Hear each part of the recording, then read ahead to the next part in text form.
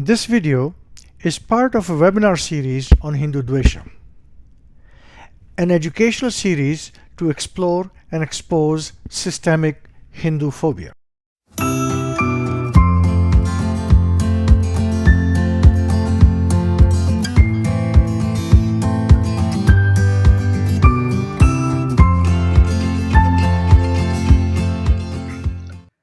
I want to begin by welcoming all our panelists. I want to really appreciate all of you for taking the time and joining us today. My name is Kalyan Vishwanathan. I'm the president of Hindu University of America. And I want to extend a very warm welcome to all the participants. I'm sure there is more people joining even as I speak. This webinar is titled, what can Hindus learn from the Jewish Holocaust? It's in fact the first part of a two-part webinar series. So today we are going to hear about the Jewish experience directly from the members of the Jewish community. And we are very, very fortunate to have with us one of the survivors of the Jewish Holocaust. She's in her 90s, and it's a very special occasion, for us to be able to hear directly from someone who's been part of that experience. Now, just briefly, for myself, I for a long time I just had a very vague idea of what had happened in the World War II, and whatever had happened was too ghastly for me to really explore seriously. It wasn't until much later in my life I accidentally got interested, and I spent a whole week, went onto the Yad Vashem website, and I got very deeply into studying the events of that period in time. It was heart-wrenching for me. It was my initial exploration of those events. But I have never really heard from a Holocaust survivor, so I'm really, really looking forward to today's webinar. Now, for the participants in the webinar, I want to tell you a little bit about how to listen today to the panelists. Now, we want to get in touch with the Jewish experience as much as possible. We want to hear from them and see if we can connect with their experience and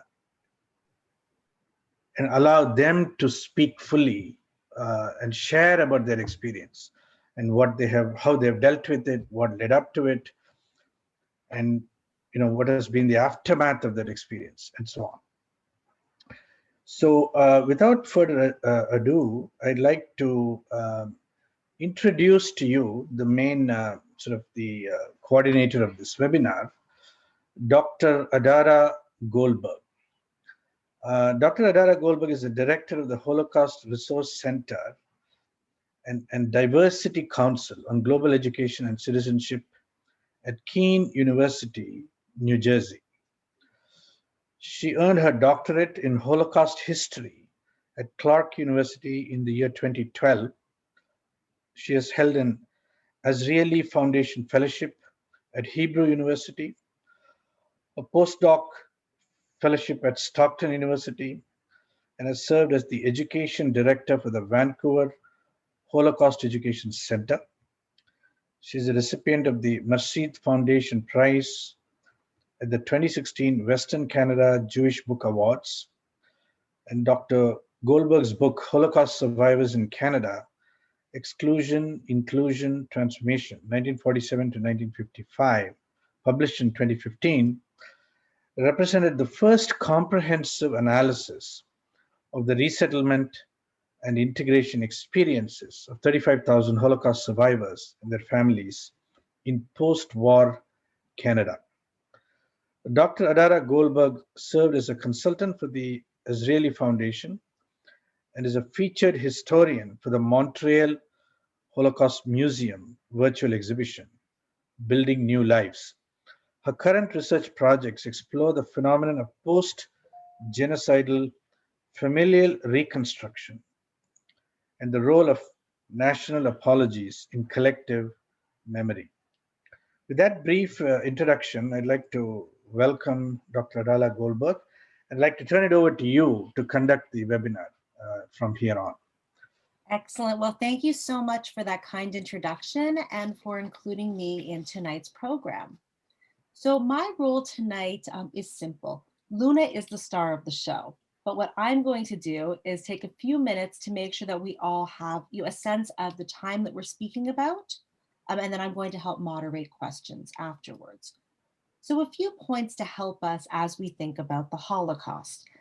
The Holocaust did happen under the guise of World War II, but it in fact began much earlier. So when we think about anti-Semitism and historical anti-Judaism, we have to remember that this is known as the world's oldest hatred, and that anti-Semitism is present even in places without Jewish people. But most importantly, perhaps, the Holocaust did not happen overnight. So when Luna shares her story, and you hear about the particular persecution of her family and her community, I want you to understand that this was a long buildup, that the organized attempted destruction of European Jewry by the Nazis and their collaborators may have took place between the years 1933 and 1945. So earmarking these as the beginning when the Nazi Party established power or took power, and liberation. We need to see experiences as life experiences, and understand that those who experienced the Holocaust in Europe experienced it in a variety of ways. So Luna, as you'll find out in a couple of moments, came from Poland, from Krakow specifically, and had her family. But in fact, the Jewish experience of the Holocaust is not a monolith. And Jewish people across Europe spoke a variety of languages. They observed Judaism in countless different ways, as well as their experiences. So you will hear about those who experienced ghettos and concentration camps. But to understand the bigger picture, I encourage you to think beyond one country. And then after today's program, you take the time to look up or reach out to me, or to our partners at Metro West, at the Holocaust Council, and specifically Elise Shane Brown, who is our partner and the director of Holocaust education. Reach out to us to hear other narratives so that we can create as comprehensive of a picture as possible. And something that was just said in the introduction that I think is really important for us to all remember is that we do not have the ability to comprehend what happened to individuals who were targeted by the Holocaust, as well as those who perished and those who survived. All that we can do is listen to eyewitness accounts to better educate ourselves so that perhaps we can establish historical empathy for those who've experienced persecution that is different than your own. But again, there's no hierarchy of suffering. The only way that we can create peace in our world is through understanding, through respect, and open dialogue, such as that we're having tonight. And so with that being said, I am delighted and privileged to introduce tonight's keynote speaker and our eyewitness. Luna Fuss Kaufman was born in Poland in 1926 to a Krakow family that dated back many generations to 1700. After the outbreak of the Second World War, her family was interned first in the Krakow ghetto and then in the Plaszow concentration camp.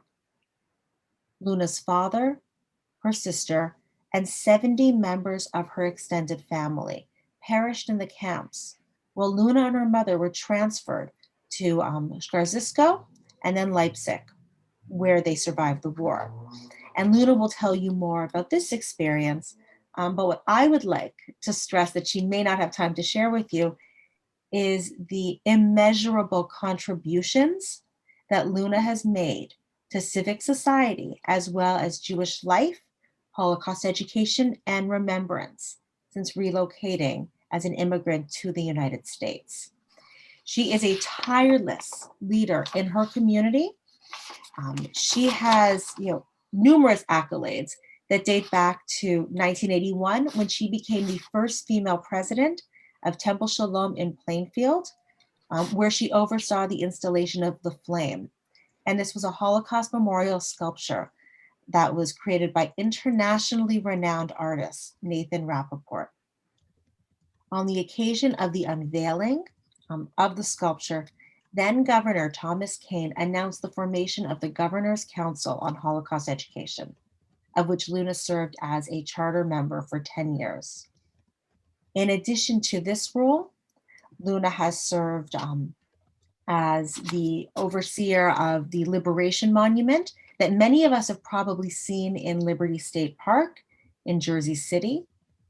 She has served as a member of the Mayor's Task Force in Newark for the Performing Arts, a part of the team that created the Holocaust Center at Drew University in New Jersey, and is the co-chair emeritus of the Sister of Seton Hall's Sister Rose Thering Endowment for Jewish, Christian, and Holocaust Studies. And in 2006, Luna published her memoirs, Luna's Life, which she wrote to inspire readers of all faiths and to promote secular and religious cooperation. Her book received numerous recognitions, among them the Benjamin Franklin Award. And so I am now going to turn things over to Luna to speak. And I would encourage people to continue using the Q&A function at the bottom of your screen to post any questions in there so we can address them after Luna. Luna, the floor is yours. Thank you.